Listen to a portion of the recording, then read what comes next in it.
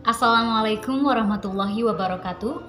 Perkenalkan, nama saya Wahyuni Mardiani dengan NIM 3420099 sebagai moderator anggota kelompok 7 Antropologi yang akan membahas materi pola relasi antara sistem adat, religi, dan kepercayaan.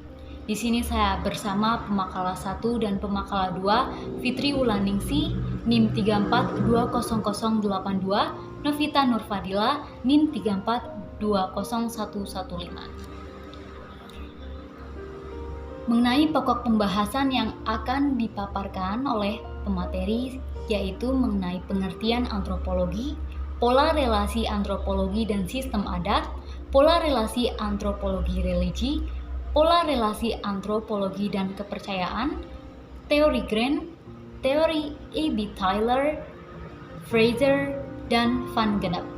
Dan yang terakhir ada metode Living Al-Quran dan Hadis.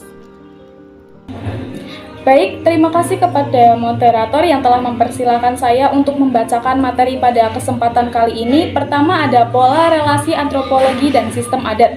Hukum dan sistem adat yang berkenaan dengan peraturan-peraturan yang telah dibuat adat memandang masyarakat sebagai sosial dalam artian yang saling bergantungan satu sama lain dan memiliki rasa serta tujuannya masing-masing yang akan dicapai. Hukum adat ialah hukum atau sistem yang peraturannya dibuat dan tidak termaktub dalam peraturan undang-undang yang dianut sebagian besar masyarakat Indonesia. Sistem dan hukum adat tidak bisa dipisahkan satu sama lain. Penerapan hukum adat dalam kehidupan sehari-hari juga sering diterapkan oleh masyarakat. Hukum adat bisa disebut juga sebagai hukum perdatanya masyarakat Indonesia. Selanjutnya adalah pola relasi antropologi religi. Secara substansial, inti keyakinan religius adalah mempercayai Tuhan sebagai yang bersifat sakral dan murni di atas segala hal yang berhubungan dengan pencipta alam semesta. Pola relasi religi tak dapat dipisahkan dengan pengaruh masyarakat yang telah menganutnya sejak dahulu, sehingga sistem religi yang terarah sampai sekarang masih ada eksistensinya. Selanjutnya adalah pola relasi antropologi dan kepercayaan.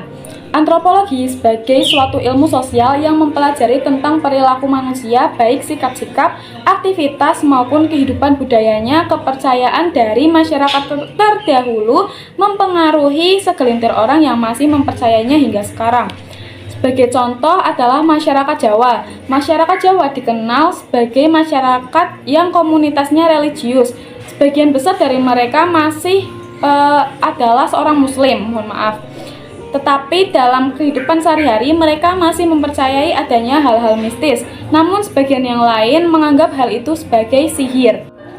Sekian materi yang saya sampaikan, saya kembalikan lagi kepada moderator untuk menghubungkan kepada pemateri selanjutnya. Terima kasih.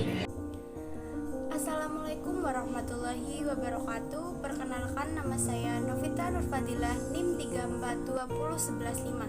Di sini saya akan mempresentasikan tentang teori Grant, teori A.B. Tyler, teori Fraser, dan teori Van Gennep. Yang pertama ada teori Grant.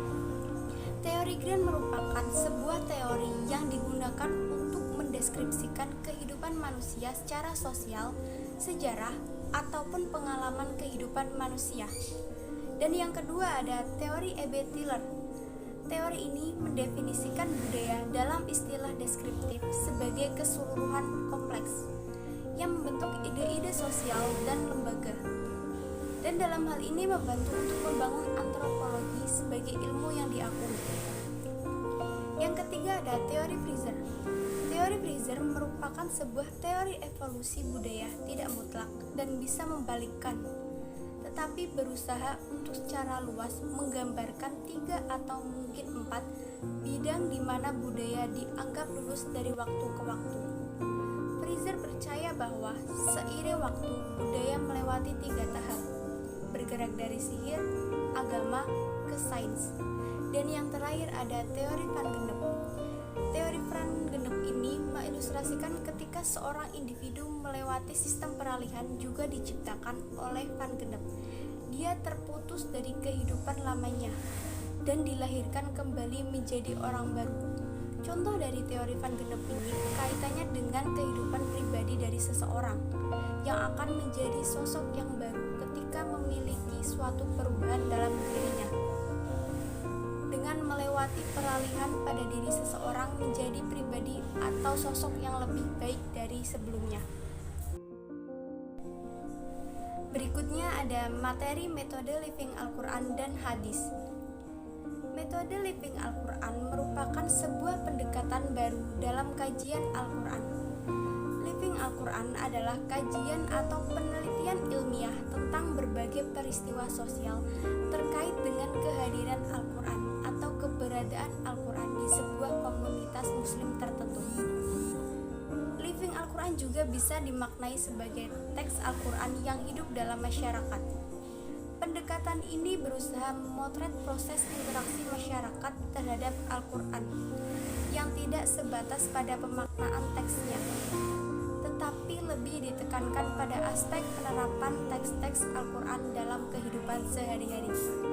Itu saja materi yang dapat saya presentasikan. Terima kasih. Wassalamualaikum warahmatullahi wabarakatuh. Baik, saya akan membacakan kesimpulan setelah pemaparan materi yang disampaikan oleh pemakala 1 dan pemakala 2. Kesimpulannya, hubungan antara pola relasi sistem adat, pola relasi antropologi religi, serta pola relasi yang berkaitan dengan kepercayaan sangat berkaitan erat dengan kajian ilmu antropologi, di mana spekulasi masyarakat sebagai inti pokok dari pembahasan ini. Teori-teori yang telah dipaparkan juga tak lepas dari suatu sistem kebudayaan yang terjadi di masa lampau, di mana berkaitan hingga saat ini dan mengalami perkembangan yang sangat signifikan. Pendekatan metode Living Al-Quran berusaha memotret proses interaksi masyarakat terhadap Al-Quran yang tidak sebatas pada pemaknaan teksnya, tetapi lebih ditekankan pada aspek penerapan teks-teks Al-Quran dalam kehidupan sehari-hari.